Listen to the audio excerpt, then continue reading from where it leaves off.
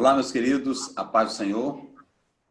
Pastor André Moreira, todos os pastores aí presentes. Primeiramente, eu quero agradecer a Deus e agradecer a todos de poder estarmos juntos através desse meio de comunicação, desse recurso, e poder partilhar e aprender convosco. Como diz Paulo lá em Romanos, capítulo 1, ele diz que quando chegasse em Roma, ele ia sentar para aprender com os irmãos e também ele ensinar alguma coisa.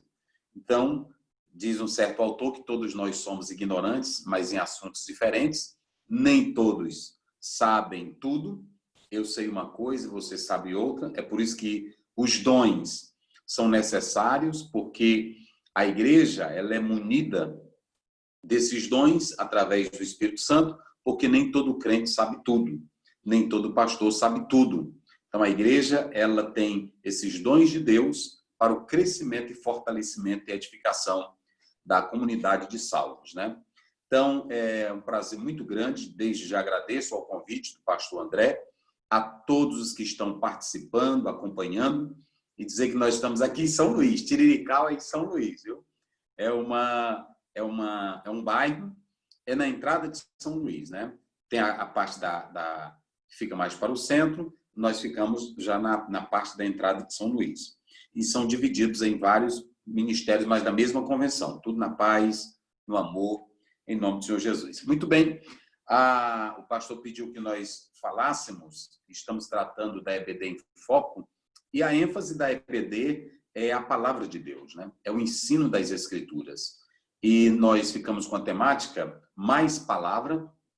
Desde já quero agradecer e estarei, a princípio, falando um pouco do livro que foi lançado pela CPAD, Mais Palavra, Menos Emocionalismo. Nós vamos trabalhar duas partes, a parte do movimento e a parte da palavra. Então, primeiramente, nós temos aí o texto de 2 Timóteo, capítulo 3, verso 10. Depois os irmãos podem acompanhar. Tu, porém, tens seguido de perto o meu ensino, procedimento, propósito, fé, longanimidade, amor, perseverança, as minhas perseguições e os meus sofrimentos, quais me aconteceram em Antioquia, Icônio e Listra, que variadas perseguições tenho suportado. De todas, entretanto, me livrou o Senhor. Ora, todos quantos querem viver piedosamente em Cristo Jesus serão perseguidos. Mas os homens perversos e impostores, esse aí é o verso 13, né? Os homens perversos e impostores irão de mal a pior, enganando e sendo enganados. 14. Tu, porém, permanece. É muito lindo isso aqui. Tu, porém, permanece naquilo que aprendeste e de que foste inteirado, sabendo de quem o aprendeste, e que desde a infância sabe as sagradas letras que podem tornar-te sábio para a salvação pela fé em Cristo Jesus. Toda a Escritura é inspirada por Deus, útil para o ensino, para a repreensão, para a correção, para a educação na justiça, a fim de que o homem de Deus seja perfeito e perfeitamente habilitado para toda boa obra. Então, eu quero começar falando a todos que nos escutam sobre a importância do poder da palavra. Ninguém pode negar essa necessidade que a igreja, em pleno século XXI, tem da palavra de Deus. Eu não estou falando só de ter teologia, porque, na verdade, nós sabemos que a fonte da própria teologia é as Escrituras Sagradas. A Bíblia é sagrada, a palavra de Deus. Nós sabemos que Deus ele se revela de modo geral, de modo específico, mas ele se revela de modo bem específico, bem próximo, que é pelas Escrituras. Há um teólogo que diz que, na verdade, quando esse homem ele busca o conhecimento de algo superior, sobrenatural, ele faz isso através da sua razão, porque o homem é dotado da razão. O próprio David Hunt, ele diz que a razão ela é um dom natural de Deus para o homem. Só que como o pecado entra, essa razão ela fica eivada, contaminada pelo pecado. Mas esse ser racional não racionalismo, mas ser racional, ele tem a capacidade de pensar, de analisar. Isso está lá em Marcos 10, 31, 32, quando Jesus diz: amarás ao Senhor teu Deus de todo o teu entendimento. Fala da razão, fala do intelecto. Então, nós não podemos desprezar o intelecto, porque é um dom de Deus para que o homem tenha a percepção. Agora, o erro é quando se faz uso da razão para se entender o sobrenatural. Na verdade, quando somos impactados pelo agir de Deus, aí nós podemos ter o caminho certo, a visão certa para as coisas de Deus. Então, o que acontece? Por que hoje é premente, é urgente essa ênfase da palavra? No meio dos pastores, no meio da escola dominical, para cantores, porque há uma necessidade da palavra. Porque, na verdade, a palavra ela é a revelação perfeita e absoluta para o bem da alma humana, para o bem da salvação do homem. A teologia natural ela tem a sua perspectiva. O lado místico, o Augusto Armstrong, ele diz que todos nós temos esse lado místico, porque o homem é alma, o homem é espírito. Mas é bom entender que não somente a razão, não somente o lado místico, e não tão somente a igreja, que na verdade podem ser fontes através das quais se busca entender a verdade. Só que a base, o alicerce da verdade é a palavra de Deus. É por isso que a igreja ela não pode perder o foco. Tenha crise, tenha pandemia, tenha doença, tenha problemas, tenha teologia liberal, tem racionalismo, mas a igreja ela não pode perder a base, o pilar central, o pilar basilar, que é a palavra. Então, se ela perde essa palavra, se ela perde essa estrutura, como é que ela vai ter a revelação verdadeira de Deus? Porque tudo está na palavra. A palavra ela é a base. E por que eu fiz questão de começar lendo Timóteo, capítulo 3? Porque quem lê 2 Timóteo, capítulo 3, vai ter um retrato da sociedade, tanto nos dias de Paulo como de hoje. Não há distância desse texto aqui para os dias de Paulo, para os nossos dias hoje. O pastor Antônio Gilberto, uma vez, ele falava que esse texto é uma fotografia da atualidade. Agora, como lidar com essas pessoas de falsas piedades? É aqui que gera o problema. Esse texto aqui ele não está sendo escrito para pessoas não evangélicas. Está sendo escrito para pessoas cristãs, pessoas que viviam dentro do convívio espiritual. E aí, Paulo, quando você pega do capítulo 3, primeiro até o versículo 9, você vai ter uma sociedade que é cristã, mas que Paulo diz que de dentro dela, você vê que o próprio texto aí grego é kalepoi. Kalepoi é duro. Kalepoi são tempos endemoniados, tempos difíceis. Essa é a expressão que aparece lá. Pode analisar que ele começa dizendo: nos últimos dias, ou nesses dias, sabe, porém, que nesses últimos dias sobrevirão kairos kalepoi, ou seja, virão tempos difíceis. As nossas Bíblias traduzem como difíceis, mas o original é tempos trabalhosos, tempos perigosos, tempos aonde a ação do demônio será forte. Nós estamos vivendo hoje um tempo onde você vê líderes dizendo coisas absurdas em púlpitos, vocês observam líderes fazendo graças, brincadeiras com as coisas de Deus. Isso não acontece no meio do pecador. Isso não acontece no meio de quem não conhece a palavra. Acontece em quem conhece a palavra.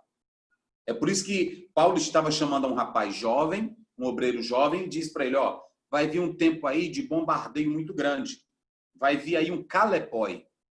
Se você pegar Marcos 5, você pode ler que esse texto aqui é a mesma coisa daquele homem que estava endemoniado, do gadareno. Então, Paulo está dizendo: Timóteo, vai vir um tempo aí onde as pessoas serão grandemente usadas por demônios.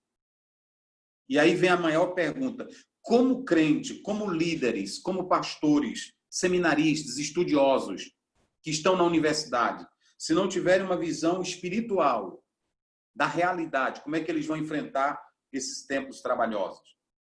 E isso se confirma ainda muito mais quando a gente lê a palavra de Deus lá em Atos 20. Paulo diz assim, ó, depois da minha partida surgirão dentre vós. Ele não diz lá fora. Ele diz de dentro da própria liderança, que era a que estava lá com ele. Ele diz de dentre vós surgirão homens perversos, dizendo coisas absurdas para atrair as pessoas. Nós não podemos negar que o que tem hoje de líderes, pregadores e alguns que se dizem professores da Bíblia, dizendo absurdos para atraírem pessoas, não se contam. Então, o apóstolo São Paulo, ele começa dizendo para Timóteo, Timóteo, esse tempo que vai vir aí é tempo de homens endemoninhados, homens perversos. Agora, ele vai mostrar, eu não vou explorar isso, ele vai mostrar as características, ele vai adjetivar cada tipo de pessoa que tem piedade, mas é uma piedade falsa. Que essa piedade aí, ela envolve o lado religioso, a prática religiosa. Mas Paulo está dizendo que, ó, é só aparência. Só aparência. Hoje nós sabemos de cristãos e pessoas que estão no nosso convívio, mas que para brigar, estão prontos para brigar. Para dar um murro em alguém, estão prontos para dar. E dizem que tem a palavra. Se for para matar, até matam. A sede pelo poder, a ganância pelo poder, as politicagens, que alguém diz assim, isso acontece, tem que acontecer porque somos humanos. Nós somos a igreja do Senhor. O próprio Tiago, quando ele escreve no capítulo 3, ele diz assim, não há quem domine a língua, não há quem doma ela, não há quem controle ela. Mas ele volta e diz assim, agora, aqueles que são crentes, inclusive ele diz assim, de uma mesma fonte não pode sair 2 tipos de água. Como é que eu sou um cristão, um homem de Deus, um professor de Bíblia, um líder, e aí de mim sai bênção e sai demônio? Isso não pode existir. Então, o apóstolo São Paulo, ele chama esse rapaz. Agora, imaginem, os senhores que me escutam aí, a estrutura de um jovem, aproximadamente 33, 34 anos. Imagine um obreiro como Timóteo. Ouvir de um líder como Paulo, dizer, ó, vai vir aí um tempo onde as pessoas estarão endemoniadas. Como é que você vai lutar, Timóteo? Olha, vai vir aí homens que de dentro do teu convívio, eles vão se levantar contra ti. Como é que você vai enfrentar isso, Timóteo? Falsos doutores. O interessante é que Paulo diz aí no versículo 13, vocês podem observar que ele diz assim, mas os homens perversos, impostores, essa palavra impostor aí é goetes, essa palavra ela quer dizer uma pessoa macumbeira, uma pessoa trapaceira. Então, Paulo, ele está dizendo que nesses últimos dias, líderes, pessoas que se dizem piedosas, vão agir como macumbeiros. Olha como é tão atual a palavra que se tem hoje de benzimento na igreja, água benta na igreja, o que se tem hoje de um evangelho místico, não se conta e não se pode negar. Absurdos, absurdos, absurdos. E Paulo, ele olha para esse jovem Timóteo e não nega nada. Paulo diz tudo para ele. Aí Timóteo fica abalado. Mas Paulo tem uma mensagem linda para ele. Agora ele diz, mas eu tenho uma coisa para te dizer, Timóteo. Como é que você vai vencer tudo isso? Como é que você vai ter estrutura para enfrentar? A primeira coisa que ele diz, tu tens seguido de perto o meu procedimento, o meu propósito. Hoje tem muita gente fazendo faculdade, fazendo curso de teologia, fazendo curso não sei de quê, de línguas bíblicas, mas a questão não é fazer curso. A questão é saber com quem você está aprendendo. A questão é saber quem é o teu professor. Se esse teu líder é um homem piedoso, é um homem de Deus, é um homem temente ao Senhor. Qual é a qualidade de vida que esse professor, que esse líder, ele está lhe dando?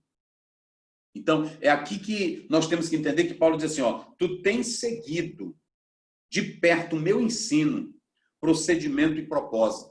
Então, Paulo, ele diz, eu te conheço e eu estou te formando, eu estou te estruturando. Então, veja a alegria de Timóteo de saber com quem ele estava aprendendo. Quem são as nossas referências? Quem são os nossos mestres? Quem são os nossos líderes? Quem são os nossos professores? Porque às vezes eu posso ter um professor, um mestre, um doutor de alto nível, mas que na verdade nega a palavra. Por exemplo, Bart Ehrman, ele foi aluno de grandes mestres da Bíblia, Mas Bat-Herma hoje nega tudo, nega a palavra, nega as escrituras. Então eu tenho que saber qual é a fonte que eu estou bebendo, onde eu estou buscando o meu alimento. Então Paulo ele está dizendo, eu sei de quem você aprendeu. Eu sei porque você tem seguido de perto o meu ensino. Qual é o maior problema hoje? Muitos também não querem aprender. Outros acham que sabem tudo. Pegam um curso ou um livro, um curso unilateral, só ele estudou, não tem debate, não tem discussão, a visão é só a dele, o pensamento é só o dele. Então isso é muito prejudicial. Não sabe socializar, não sabe dialogar, não sabe respeitar a opinião do outro, não sabe respeitar o ponto de vista do outro. E aí é que surge esse problema. E Paulo diz, olha, os impostores estão aí, os macumbeiros estão aí, os falsos estão aí. Aqueles que têm piedade de aparência, eles estão aí. Mas você, Timóteo, eu quero te dar um conselho. Eu ensinei você. Você tem aprendido comigo, com o meu exemplo de vida, com a minha comunhão com Deus. Então ele diz assim, você sabe qual é o meu procedimento. Meu ensino, meu procedimento e o meu propósito. 3 coisas que Timóteo via em Paulo. O ensino claro, verdadeiro, o procedimento de Paulo e o propósito. O que marcava o coração de Paulo? Será se a ganância, o materialismo, as coisas mundanas estavam dentro do coração de Paulo? Não, ele não via esse tipo de líder. Aí Paulo diz, você tem seguido o meu propósito, o meu ensino. Mas ele diz mais, você, Paulo, você, Timóteo, tem visto que nas tribulações, nas perseguições, eu tenho sofrido e você tem olhado para mim.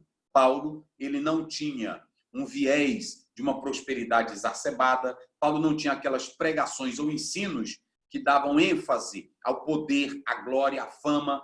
Não. Ele dá um exemplo de um líder piedoso, comprometido e sofredor por causa do evangelho. Aí o mais interessante é que depois que ele fala do exemplo dele de vida, aí ele coloca o essencial. Ele diz assim, mas eu tenho para você, Timóteo, um recado. Você já sabe as sagradas letras.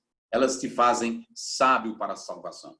E o interessante é que quando você pega o que ele diz aí no versículo 16, observem o verbo ensinar, o verbo repreender, o verbo corrigir e o verbo educar.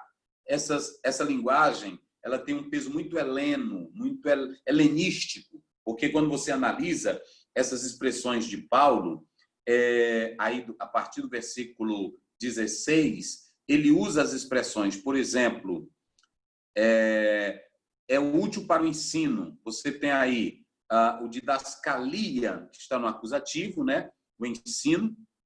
Aí você tem paideia, que é o treinamento. Você tem o elegmon, que é a repreensão. E aí ele mostra que ele tem a correção, que é para restauração. Então você vê que Paulo, ele está mostrando, além do exemplo de vida dele, ele diz assim, ó, os tempos difíceis estão lá fora. Os homens cruéis estão dentro da comunidade. Mas você pode vencer tudo, Timóteo. Como? Através da minha vida como exemplo. Da minha vida como meu propósito. Veja que tipo de homem sou eu. Você vê que o alvo que eu tenho para com o evangelho. Mas aí ele diz, agora, o fundamental é a palavra. O fundamental é a palavra. O interessante aí é que ele diz assim, toda a escritura, por isso que eu coloquei, se eu for buscar só na razão, se eu for buscar só no lado místico, se eu for buscar só na igreja. Na verdade, a Igreja Católica dizia que ela era a autoridade maior, que todos deveriam consultar ela. Ok? A tradição coloca isso, é acima da palavra. A igreja está acima da palavra. A igreja é quem determina a palavra. E isso é muito sério, é muito prejudicial. Até alguns pais da igreja diziam isso. Então, perceba que Paulo não. Paulo diz assim, ó, eu quero dizer para vocês o seguinte, para você, Timóteo, a palavra, você já sabe as sagradas letras. Então, como é que eu vou vencer um macumbeiro? Como é que eu vou vencer essas crendices aí? Como é que eu não vou cair nesses golpes se eu tiver as sagradas letras? Quem tem as sagradas letras, ele tem boa definição espiritual. É bem educado, é bem treinado. Essa paideia aí era um treinamento. Então, você tem a didascalia, você tem a paideia, você tem o treinamento. E ele usa a palavra aí, artios, qualificado, capaz. Por isso que ele diz assim, ó, ela vai te tornar, no verso 17, a fim de que o homem de Deus seja perfeito. Olha aí, olha, que é qualificado, artios, qualificado, capaz. Não há, escutem o que eu vou dizer para os senhores, não há movimento, não há congresso, não há evento que qualifique você. O que qualifica você como homem de Deus é tão somente as sagradas letras. Tão somente as sagradas letras. Nós podemos participar de qualquer movimento, mas se a palavra, as sagradas letras, elas não forem introduzidas dentro de nós, será apenas movimento. Vocês podem observar que a reforma que começa com Lutero, lá no século XVI, ela começa com a palavra. Vocês podem observar que a ênfase ela está nessa base, nesse alicerce, que é a palavra. E aí, quando a gente, para finalizar aqui o texto, vocês podem observar que quando a gente lê a própria palavra de Deus, lá em Josué 1:8, está escrito, não a parte de ti. Olha o que Deus diz. Te apega à palavra, Josué. Se você pegar 1:8-9, está lá. Se você pegar o Salmo 1, verso 2, 3, ele diz, aquele que tem o prazer na lei do Senhor e medita, será como árvore bem plantada. Ok? Chatul é a palavra hebraica, bem plantado, tem raiz. Quem tem palavra tem raiz. Quem tem palavra não se deixa levar por movimentos, por heresias. Agora a questão é ter a palavra. Quando você vem para o Salmo 107, versículo 20, o próprio salmista já dizia, enviou a sua palavra e sarou. A palavra sara, a palavra gera estrutura, como está no Salmo 1, 2, 3. Quando a gente lê o Salmo 19, verso 8, a palavra traz avivamento. Quem quiser avivamento tem que estar na palavra, ok? E o grande erro nosso, assembleiano, é que alguns tempos depois que os movimentos pentecostais foram tomando outro viés, foram deixando a palavra de lado. Aí começou um movimento só de bater pé, só de pular, só de gritar, só de dizer aqui tá, aqui tem poder, aqui tem glória, aqui tem unção. E o verdadeiro avivamento é a palavra. Salmo 19, 8. O salmista deixa claro que a palavra revigora, a palavra anima. A santidade que a igreja precisa está na palavra. João 17, 17. Santifica-os na verdade. A tua palavra é a verdade. Quando a gente vê vida eterna, é pela palavra. João 5, 24. Quem ouve a minha palavra e crê naquele que me enviou, tem a vida eterna. Então, vocês podem observar que o escritor aos Hebreus 4:12, ele diz assim, a palavra de Deus é viva, contrariando aí a lei, contrariando as tradições, os costumes judaicos, que eram obsoletos, mortos. Mas a palavra de Deus, ela é viva e ela traz um resultado esperado, maravilhoso. Então, a palavra, ela é tudo. Por isso que Paulo disse para Timóteo, pode ter o que tiver aí fora, mas uma pessoa bem estruturada na palavra, ela vai vencer qualquer tempo, qualquer crise, qualquer situação. E prova disso, que nós estamos hoje vivendo esse momento de pandemia, que nós vamos ter que reaprender a pregar, nós vamos ter que reaprender a fazer muita coisa. Por quê? Porque os que davam muita ênfase a que o mal não vai te pegar, que o mal não vai te atingir, e muitos crentes morreram, muitos pastores morreram, muitos irmãos faleceram. Qual é a essência da palavra? A essência da palavra não é apenas me dar uma vida aqui isenta de problema, isenta de dor. Não, a Bíblia nunca disse isso. No livro do Schalke, ele diz assim, o Senhor nunca nos prometeu uma viagem tranquila. Ele prometeu que nós vamos chegar. E o Salmo 23 diz, ainda que eu ande pelo vale da sombra da morte. Então, veja como foi que Paulo começou e como ele terminou. Veja como os 12 apóstolos terminaram. Então, a grande questão é que muitos desviaram, fizeram outro curso para a palavra. E aí, lamentavelmente, hoje tem muitas coisas que nós vamos precisar rebocar, reconstruir. Lutero, ele teve uma missão de trazer uma reforma, porque a igreja ela tinha saído do caminho. Agora, a nossa reforma hoje, é no sentido de voltar as nossas vidas para a palavra. A real pregação, o verdadeiro ensino da palavra de Deus, ok? Então, eu estou mostrando isso aqui porque não tem tempo bom. Nunca teve e nunca terá. O caminho que nós estamos seguindo para o tempo do fim, tanto para o retorno da igreja, que ela vai subir no arrebatamento, nós somos dessa visão, como para o período da grande tribulação, é que o que vai se desencadear sempre são consequências gravíssimas. Agora, quem tem a palavra no coração, quem tem as sagradas letras, aí Paulo diz, elas te tornarão sábio. Olha aí o verso 15. As sagradas letras, elas te tornam sábio para a salvação. Então, quem quiser a verdadeira salvação, tem que estar firmado na palavra. Ok? Então, é só um preâmbulo aqui, usando esse texto bíblico, para que a gente possa prosseguir. No livro que nós lançamos pela CPAD, Mais Palavra, Menos Emocionalismo, não vou falar dele todo, não tenho tempo, mas apenas de 2 capítulos. Um é o capítulo que eu falo sobre movimento. Movimento. Certa vez, quando eu estava vendendo esse livro, um pastor de uma determinada igreja não permitiu, pensando que eu estava sendo contra o movimento pentecostal. Que eu coloquei mais palavra, menos emocionalismo. Alguém pensava que eu estaria sendo contra.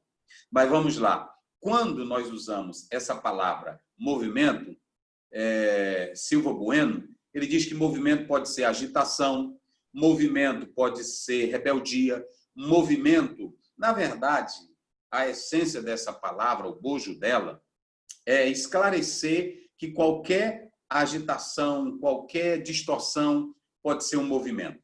Agora, no capítulo que eu falo sobre o sentido de movimento, eu explico que esse movimento ele tem 2 lados. É como uma faca de 2 gumes.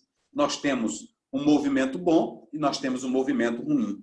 Não é que a gente é contra o movimento, de maneira nenhuma.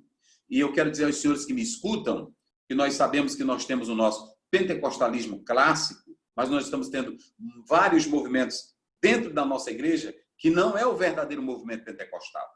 Não é o verdadeiro movimento pentecostal. E a causa disso é que tem levado algumas pessoas a nos criticarem e a pensar que nós somos absurdos, que nós somos sem inteligência, sem capacidade bíblica. E não é isso. Agora, se você pegar a física vai dizer que o movimento ele tem um movimento progressivo e um movimento retrógrado. O movimento progressivo, por exemplo, um barco, um avião. Quando você pega um barco que ele pega o vento no sentido favorável, aí esse barco ele vai andar.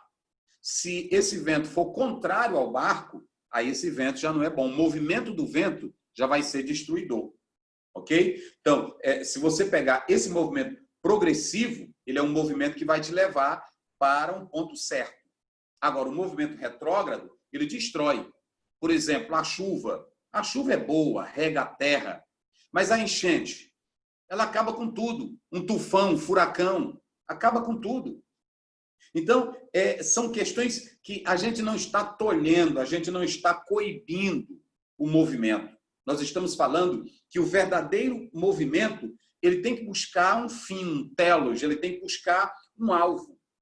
E aí, o alvo do movimento, nas palavras de Paulo, quando você pega tanto o capítulo 12 como o capítulo 14 de 1 Coríntios, Paulo ele diz, não adianta dons, não adianta movimento, se não tiver a edificação. O que Paulo queria? Paulo queria, ele não estava proibindo línguas, proibindo os dons, porque ele mesmo diz para a igreja de Corinto, eu falo línguas. Ele deixa isso claro. No 14 ele diz, quem ora em línguas, ora bem. Mas Paulo, ele, no capítulo 14, verso 40, ele diz, eu busco a ordem. Façam tudo com ordem. Então, não é que ninguém proíba o movimento. Se o movimento ele vem na direção certa, se esse movimento é um movimento que tem um aspecto progressista, aí ele vai ser um movimento para o bem. Ok? Se vocês analisarem, por exemplo, dentro do conceito filosófico, quando a gente pega, por exemplo, Parmênides, Zenão, Nagarjuna, eles diziam que nesse aspecto filosófico, eles falavam que o movimento ele era ilusório, eles não acreditavam em um benefício do movimento, mas eles diziam que a deidade era que era a realidade. Então, essas coisas, o próprio Heráclito, quando a gente lê os pré-socráticos, ele vai dizer que tudo era esse movimento, um movimento constante, do via ser, ele falava isso. Então, dentro do campo filosófico, tem aqueles que acreditavam que o movimento era um aspecto ilusório. Quando você vai lá para a metafísica, eles dizem dentro do campo da metafísica que o movimento está na ação de Deus. É claro que eles diziam que Deus não se move para mudar, porque Malaquias 3,6 ele diz, eu sou o Senhor e não mudo. Ou seja, se Deus mudar, ele não é Deus, porque há uma alteração na sua natureza. E ele não muda, porque ele permanece o mesmo. Então, o movimento não se altera em Deus. Deus ele é perfeito, ele é absoluto, ele não muda. Então, dentro da metafísica, tem esse conceito. Quando a gente observa Demócrito, ele falava sobre o movimento dos átomos, que há a necessidade desses movimentos. Então, em tudo tem movimento. É necessário ter movimento. Ninguém vai dizer que a igreja ela pode viver sem movimento. Ela tem que viver. Quem é que não gosta de um culto alegre? Quem é que não gosta de um culto avivado? Quem é que não gosta de um louvor ritmado? São movimentos. Agora, o que nós somos contra é contra aqueles movimentos que causam distorção, dissonância na palavra. O que nós somos contra é aqueles movimentos que não procuram Bíblia, que não querem a palavra, que não querem crescer. Movimentos esporádicos que acontecem por aí com desprezo à palavra, que são os neófitos, os infantes, que são os meninos que não querem comer para viver a vida espiritual equilibrada. E esse tem sido o problema. Esse tem sido o problema. Por exemplo, que a Bíblia fala em poder, a Bíblia fala. Que a Bíblia fala em revelação, a Bíblia fala. Que a Bíblia fala em visão, a Bíblia fala. Se você pegar 2 Coríntios 12, Paulo diz, eu tive visões e revelações. Agora, a grande questão é só quando você quer só o lado místico. É quando você não quer fazer a junção do lado intelectivo com o espiritual. E há necessidade dessas duas partes. O lado intelectivo, perceber, compreender as coisas de Deus, e o lado também espiritual. Porque não basta apenas eu ter o lado intelectivo. Com essa junção, eu me abro ao Espírito Santo e ele vai introduzir as verdades divinas em mim. Agora, movimentos que as pessoas querem, sem palavra, sem uma assistência real das Escrituras, aí as aberrações, elas serão grandiosas, elas serão tremendas. Então, se você pegar dentro do campo da metafísica, dentro do campo da física, dentro do campo da filosofia, se você pegar dentro desses filósofos, aí você vê que um movimento é necessário. E dentro do campo teológico, quando você estuda principalmente a essência de Deus na teologia, você vê Deus em movimento. Deus criando os céus, Deus criando a terra. Olha o Salmo 29. A Bíblia diz que a voz do Senhor é poderosa, faz parir as cabras. Olha Deus em movimento. Se você pegar 1 Reis 19, se você pegar vários episódios históricos do Velho Testamento, você tem um Deus que está em movimento, que está trabalhando. Não é um movimento em que ele se altera, é um movimento que ele age. Então, Deus não está hirto, parado, ele é um Deus que age. Prova disso é que lá em Josué, capítulo 2, verso 10, 11, a Raabe diz, nós já sabemos que o Deus de vocês é Deus em cima nos céus e é Deus embaixo na terra. Então, nós somos contra aqueles movimentos que só querem criar barulho, aqueles movimentos que se desassociam da palavra, que não vivem a palavra.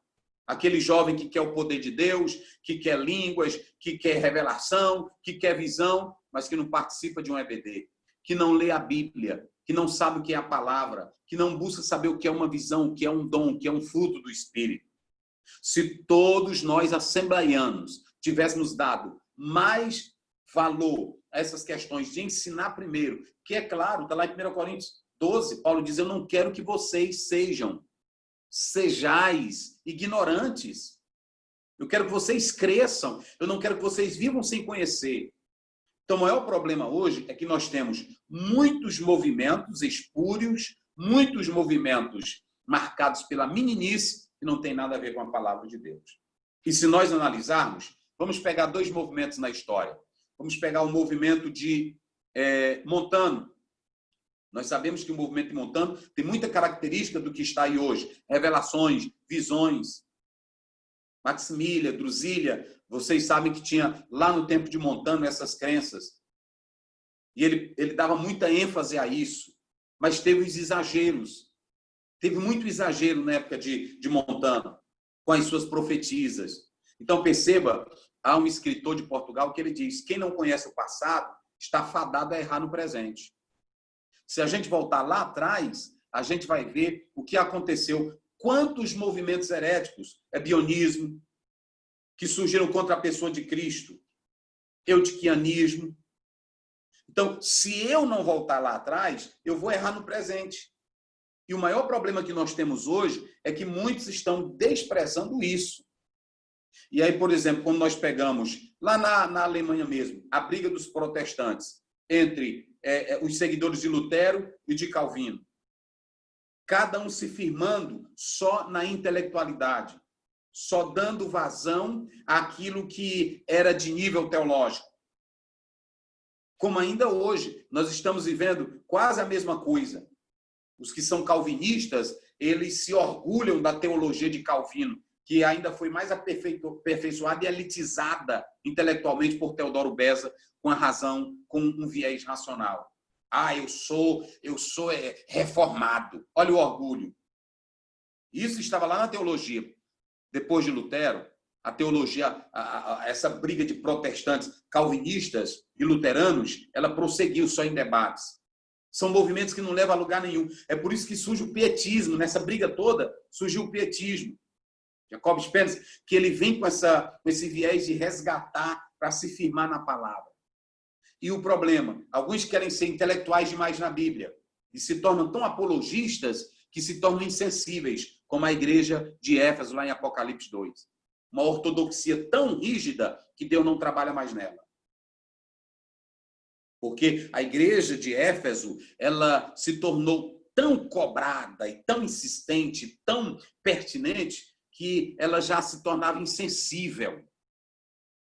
Ela se tornava insensível. Por isso que o próprio texto diz: vocês deixaram o amor, porque o amor é a base.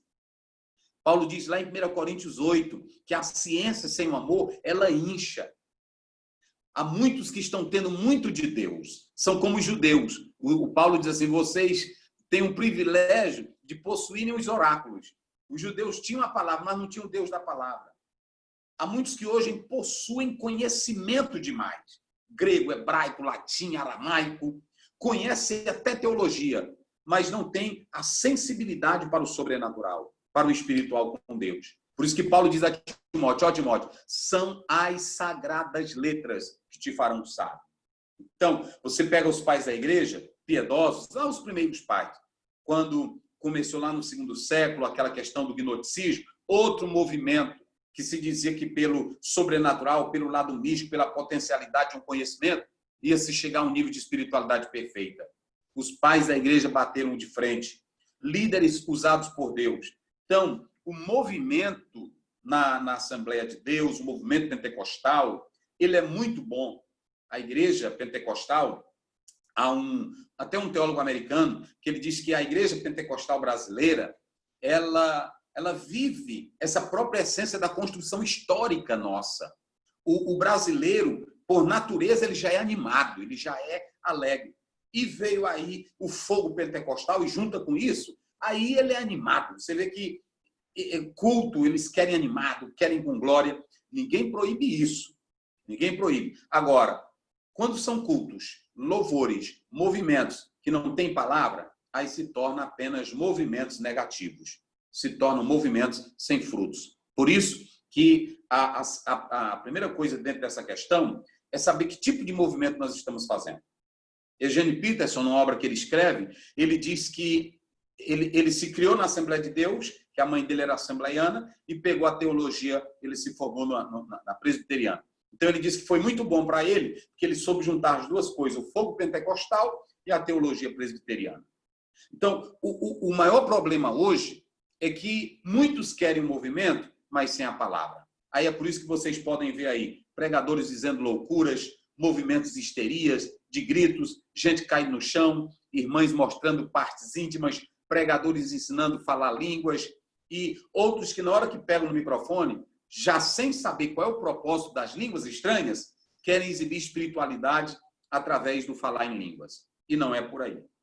Não é por aí. Então, nós temos que saber que esses movimentos, à luz do contexto histórico, nunca foram bons. E se a gente analisar Atos 5, 39 a 40, você vai ver que o próprio Gamaliel, ele chamou as autoridades e disseram, olha, eu quero mostrar para vocês. Lá atrás já houve os movimentos. Houve movimentos, aconteceram movimentos que, com o tempo, se mostrou que não eram movimentos edificantes, como o de Judas, o de Teudas, porque nós vamos ter 2 Teudas. Nós vamos ver um que diz que poderia abrir o Jordão e o povo passar seco. Não aconteceu. Então, foi logo destruído. Você vai ver o outro Teudas, ele também se apresenta como alguém importante e poderoso. Judas, ele vai ter uma reação patriótica. Quando o poder romano assume, ele quer se levantar e diz que é o escolhido de Deus. Esses movimentos foram esmagados. Então, Gamaliel diz assim, se é de Deus, vai permanecer. Mas se não é, vai cair. O que nós temos visto ao longo desse movimento, de tantos movimentos que têm surgido? Cadê o movimento Dentro de Ouro? Cadê o movimento Poeira Santa? Cadê o movimento Pó Santo? Cadê o movimento da Chuva Santa? E agora mais uma prova está aí. Cadê o movimento da teologia da prosperidade? Diante dessa crise que todo mundo passou, cadê o movimento que praga nenhuma entrará na tua tenda? Aí está o mal de quem não compreende o propósito da palavra. O propósito da palavra é gerar em nós piedade, é gerar em nós o temor de Deus e a salvação. Deus pode nos livrar, sim. É por isso que na oração do Pai Nosso, ele diz assim, quando você pega Mateus 6, ele diz, livra-nos do mal. Foi traduzido assim, mas lá livra-nos do maligno. O correto é livra-nos do maligno, porque nem sempre do mal Deus vai nos livrar. Agora, do maligno, todo o tempo ele nos livra. Prova disso está lá em Tiago 12. A Bíblia diz em Tiago 12 que Deus livrou a Pedro, Atos 12, Deus livrou a Pedro, mas não livrou Tiago. Tiago foi morto. Então, Paulo foi decapitado por Nero. Então, a grande questão é, qual é o alvo da palavra? O que a palavra quer fazer comigo? Qual é o objetivo da palavra em mim? O que essa palavra propõe para a minha vida espiritual? Esse é o negócio. Então, vocês podem observar que aqui nós temos que saber quais movimentos têm palavra e aqueles movimentos que não têm. Uma irmã que tem palavra, sentir a glória de Deus, sentir a alegria, falar línguas estranhas, isso é de Deus. Mas ela sabe que ela, quando fala em língua, ela edifica a si mesma. A língua, falando com ela, consigo com Deus. Agora, quando nós pegamos, por exemplo, movimentos onde alguns querem apenas evidenciar espiritualidade, gritando, falando língua, fazendo reteté, aí é que não tem a base, a solidez da palavra do Senhor. E a construção de uma vida equilibrada, de uma vida sensata, para vencer o que está aí, só se tiver as sagradas letras. A segunda coisa que eu escrevi no livro Mais Palavra, Menos Emocionalismo, é que no capítulo que eu dou ênfase, mais a palavra, eu dou um exemplo de Esdras. Nós vamos observar que os homens que Deus vai usar para tratar dessa estrutura bíblica, primeiro vai ser Moisés. Olha quem escreve o Pentateuco. Depois nós vamos ter a pessoa de Esdras, que vai fechar o cânon no Velho Testamento. Agora, quando você pega Esdras 7:10, a Bíblia diz que ele se dispôs a buscar. Ele aplicou o seu coração a compreender e a ensinar a lei do Senhor. Então, imagine que Esdras, ele entra num cenário reconstruindo todos os valores do judaísmo e da palavra e da Torá. Era um recomeço para uma nação que sai do cativeiro.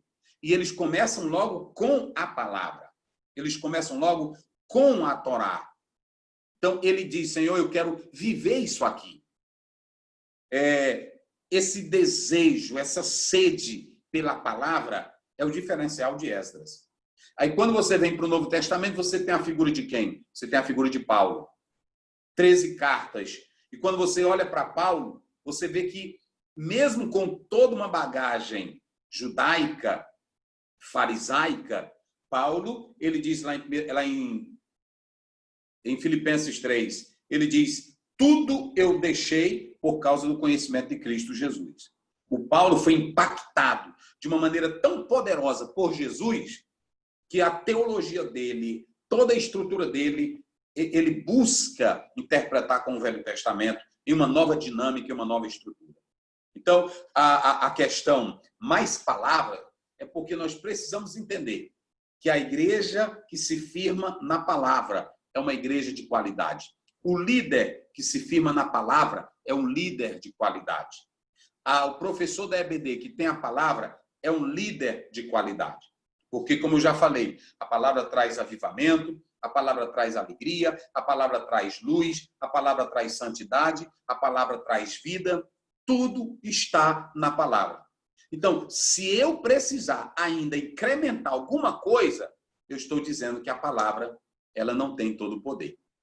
Por isso que eu fiz questão de citar Hebreus 4:12. A palavra ela é viva e eficaz. Toda a nossa estrutura basilar está na palavra. Todo o alicerce da igreja está na palavra. Agora, se eu fico, porque é mal das seitas, uns adicionam, outros diminuem, outros colocam mais. Agora, Jesus disse a palavra permanece para sempre. Pode passar tudo, mas ela permanece. Então, hoje, o meu clamor, o meu grito aqui é que cada líder... Mas, na verdade, não é só se voltar para a palavra, porque nós sabemos que a teologia alemã, ela se voltou para a palavra, ok? O método histórico crítico se voltou para a palavra, mas foi para negar os milagres, negar as profecias, negar a inspiração plenária das escrituras. Então, o que acontece? E vejam bem, essa negação da estrutura alemã com a palavra, que entra o liberalismo. O que é o liberal? O liberal, a gente até às vezes confunde, pensa que o liberal é aquele que diz, o pastor ali é liberal, deixa o povo jogar bola. O pastor ali é liberal. Não é isso. O liberal é aquele que entende que a Bíblia ela não é totalmente inspirada. O que é o liberal? É aquele, por exemplo, Karl Barth, ele acreditava nas escrituras, mas ele também dizia que parte dela não era inspirada. E é por isso que ele era liberal.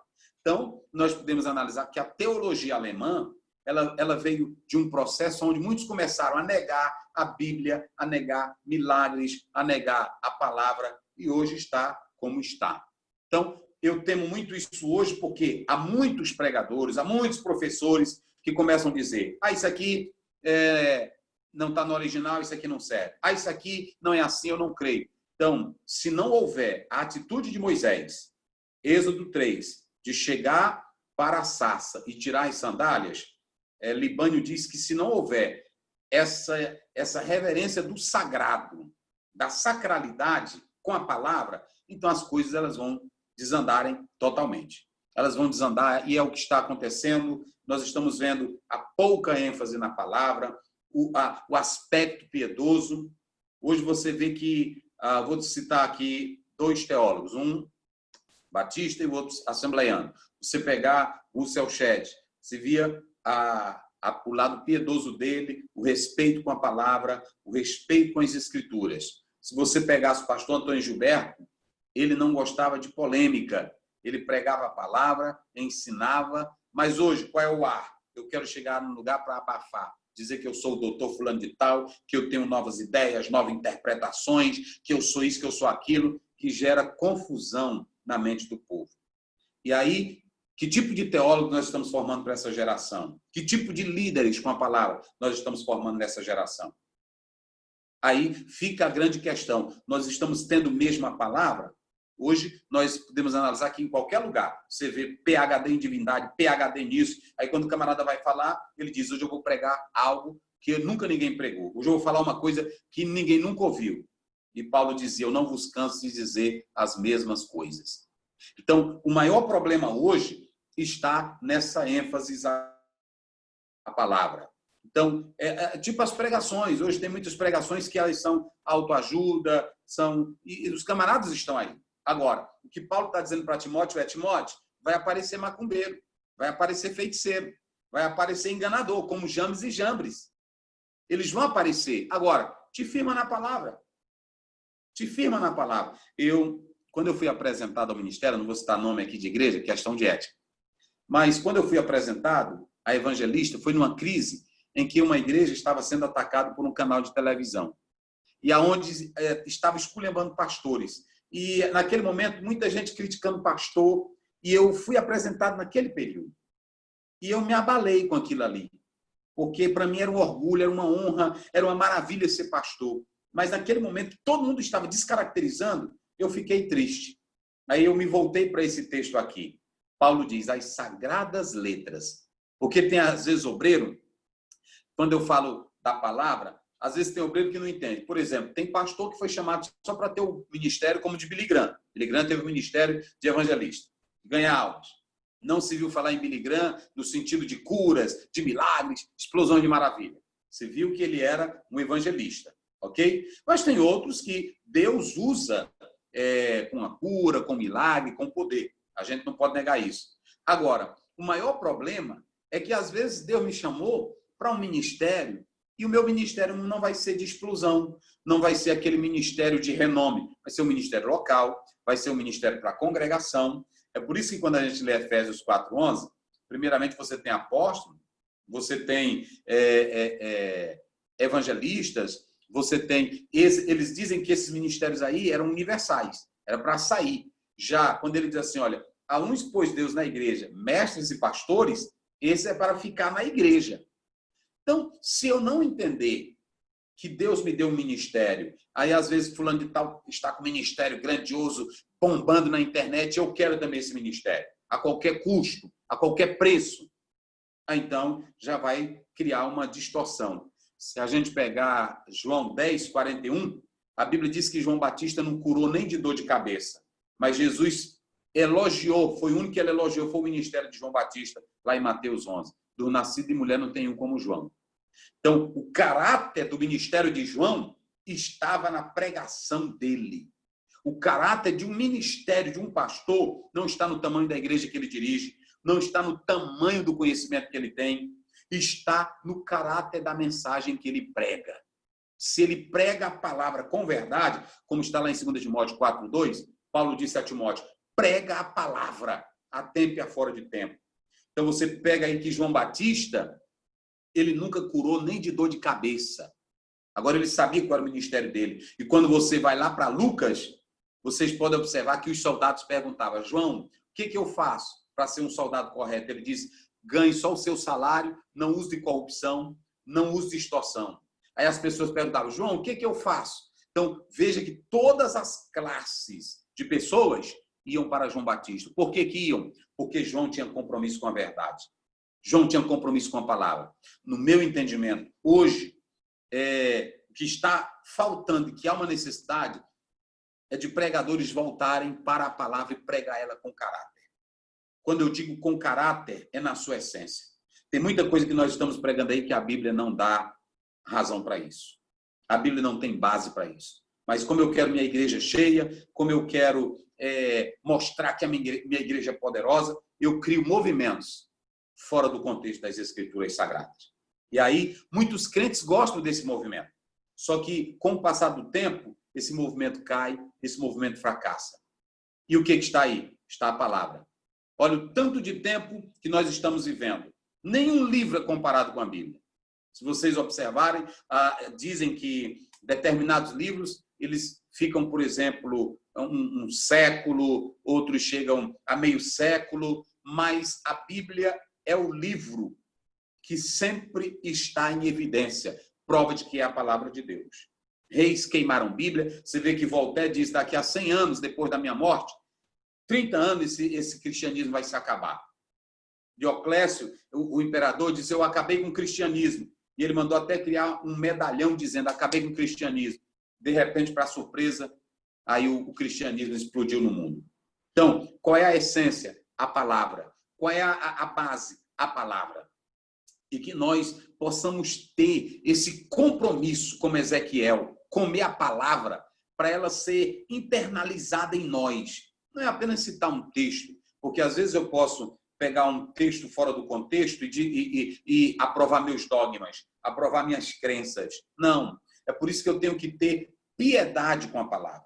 Eu tenho que saber tirar as sandálias dos pés quando eu for entrar. Hoje tem gente que trata de trindade, trata de dons, trata de fruto do Espírito, como se estivesse tratando de qualquer coisa. E os assuntos da Bíblia, você vê que quando Deus ia revelar algo para Daniel, Daniel caía. Daniel sentiu o impacto da revelação de Deus. Hoje é natural para o irmão. Olha, agora Deus falou um negócio aqui no meu ouvido. Olha, agora Deus está me dizendo aqui. Deus cochichou bem aqui. Eu não estou mais entendendo. Então, a gente percebe que está faltando essa sacralidade, essa ideia do santo, essa ideia da perfeição da palavra e da reverência com a palavra. Está faltando para nós. Então, nós precisamos voltar a isso. Precisamos ter essa reverência. Lutero dizia que diante da palavra o cristão tem que ser como ele fica diante do médico. Porque quando o paciente vai ao médico diz tudo para ele, ó, tu come isso, tu come isso, tu come isso, ele aceita. E Deus, que é o autor da palavra, a receita vem de Deus. A receita médica é a palavra. E por que nós não nos sujeitamos a ela? Por que nós gostamos muito de questionar a palavra? Buscar coisinhas da palavra. Isso fazem os liberais. Os críticos fazem isso. Mas um homem que tem temor de Deus faz como Lutero. Ele se rende à palavra. E se há um erro, não é na palavra, está no intérprete. Então está faltando essa visão. E eu aproveito esse momento para dizer aos pregadores jovens, aos pregadores que querem ser usados, se voltem para a palavra, orem e tenham reverência à palavra. Porque, como diz Gausen, ele diz que se a Bíblia tem erro, se a Bíblia tem falhas, mas é de cópias, e nunca tem um erro na Bíblia que fira a doutrina, que fira as coisas santas de Deus. Então, a palavra de Deus é a palavra. Ela é pura, como está lá em Provérbios. A palavra de Deus é o nosso escudo.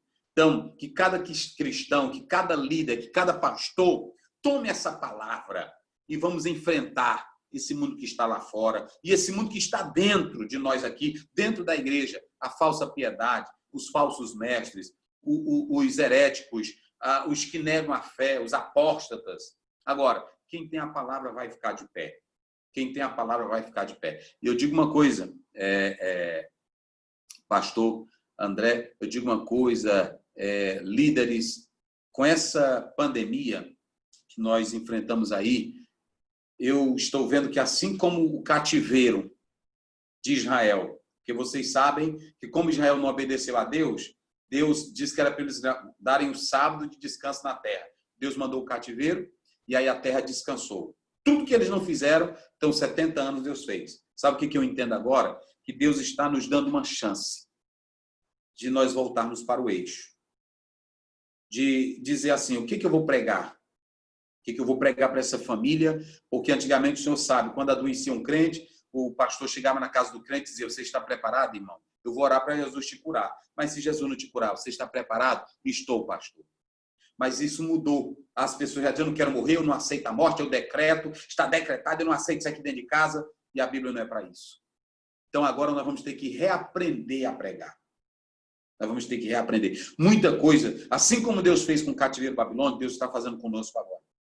Ele está nos dando uma chance de nós voltarmos à palavra. De nós buscarmos a pregar a verdade.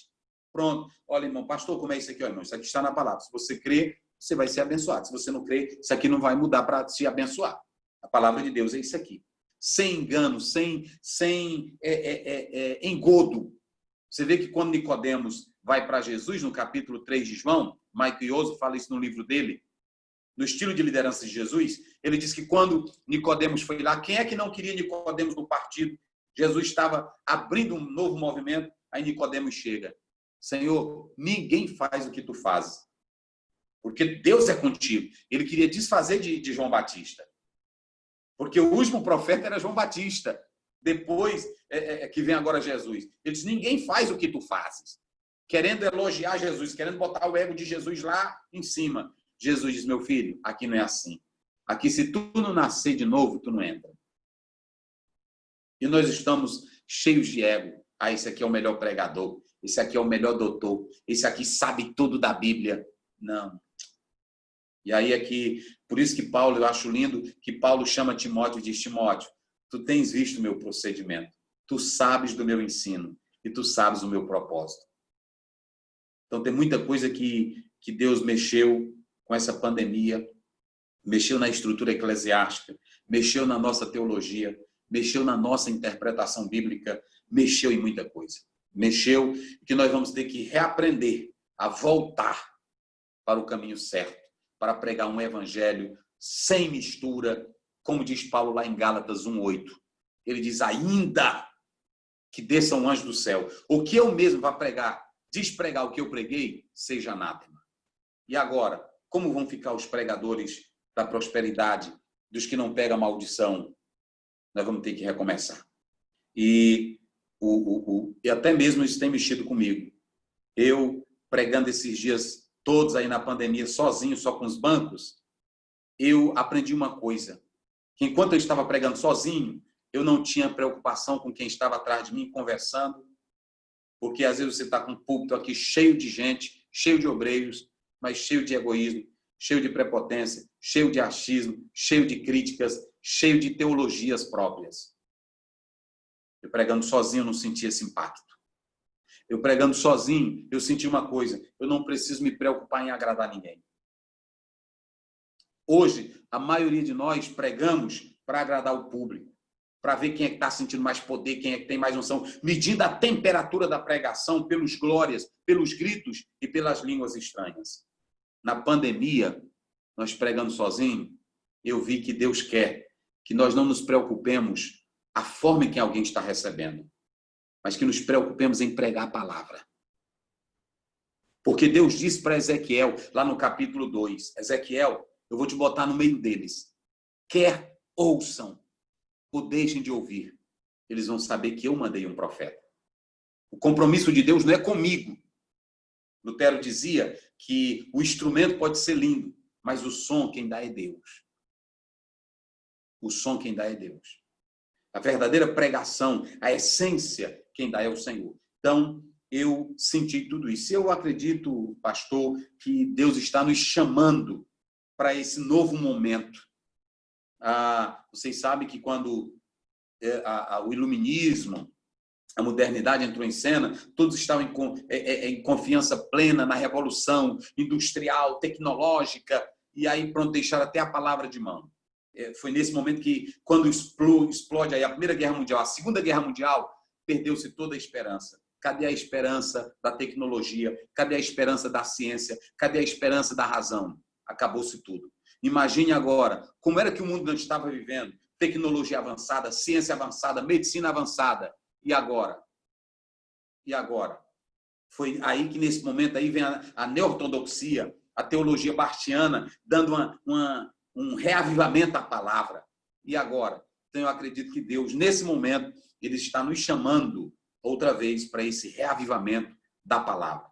Pastores pentecostais, professores da EBD, líderes, vamos fazer como Moisés agora, tirar a sandália dos pés quando pisar na terra santa, que é a palavra, e dizer como Paulo, quando Jesus apareceu a Paulo, toda a estrutura de Paulo caiu por terra, está lá em Atos 9, que aí Jesus disse, ele disse, quem és? Eu disse, eu sou Jesus. Aí na mesma hora ele mudou, o que eu devo fazer? Está na hora de nós agora ouvirmos o Senhor da palavra. E não querer introjetar, implantar, insuflar algo de nós na palavra. Quantos de nós, eu penso, eu deduzo, eu maquino, agora está na hora de dizer, assim diz o Senhor. Assim fala o Senhor. Essa é a palavra do Senhor. Esse é o mandamento do Senhor. Nós não fomos chamados para mudar o mundo, pastor. Nós não fomos chamados para mudar o mundo. Nós fomos chamados para pregar o evangelho. Prova disso é que até na grande tribulação, Jesus não vai mudar o mundo.